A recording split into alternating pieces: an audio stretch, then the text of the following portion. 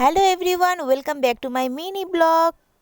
তো আজকে বানাবো আমি চাউ চাউ বাড়িতে সবার জন্য। তার জন্য নিয়ে নিয়েছি 3 প্যাকেট চাউ চাউ। প্রথমে আমি জলটি ভালো করে ফুটিয়ে নিয়েছি। তো ভালো করে ফুটে গেলে ওখানে চাউ চাউটা দিয়ে দিতে লাগবে, ভালো করে সিদ্ধ হয় যেন। তো আমি ভালো করে সিদ্ধ করে নিয়েছি। দেখো আমার সিদ্ধ করা হয়ে গেছে।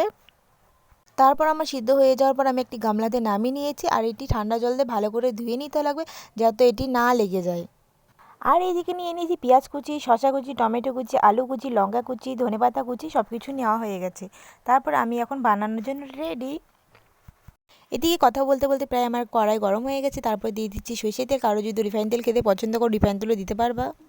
এক এক করে কেটে রাখা সবজিগুলো আমি সব দিয়ে দেবো। প্রথমে দিয়েছি আমি আলু কুচি, তারপর দিয়েছি আমি বাঁধাকপি, তারপরে দিয়ে দিয়েছি আমি পেঁয়াজ, তারপর দিয়ে দিয়েছি আমি শসা কুচি আর লঙ্কা কুচি আর টমেটো কুচি আমি দিয়ে দিচ্ছি। তারপর আমি ভালো করে ঘেটে নিয়েছি। আর সামান্য পরিমাণ দিয়ে দিয়েছি আমি হলুদ গুঁড়ো। হলুদ গুঁড়ো না দিলে তো কালারটা আসবে না, তার জন্য আমি দিয়ে দিয়েছি হলুদ গুঁড়ো।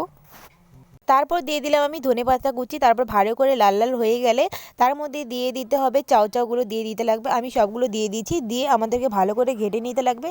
আর কার কার চাউ চাউ খেতে পছন্দ আমাকে কমেন্টে জানাও, আমার তো অনেক খেতে ভালো লাগে। আর যদি আমার চ্যানেলে তোমরা নতুন হয়ে থাকো তো চ্যানেলটি প্লিজ সাবস্ক্রাইব করে দিও।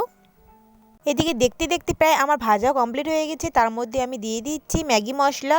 তো ম্যাগি মশলা দিয়ে ভালো করে আবার ঘেটে নিতে লাগবে। তো ফাইনালি বানানো হয়ে গেছে আমার চাউ চাউ। তো আমি প্লেটও বেরিয়ে নিয়েছি আমার মা বাবা দাদা বৌদির জন্য। তো দেখো এইখানে আমি নিয়ে নিয়েছি। তো এখন আমি খাই, দেখি কেমন হয়েছে। চলো বন্ধুরা দেখে নিই। তো এই দেখো আমি খাওয়া শুরু করেছি, আর চাউ চাউটা অনেক ভালো হয়েছে। আমরা খেতে থাকি, আর তুমি চ্যানেলটি সাবস্ক্রাইব করে দিও। বাই বাই, দেখা হচ্ছে নেক্সট ভিডিওতে।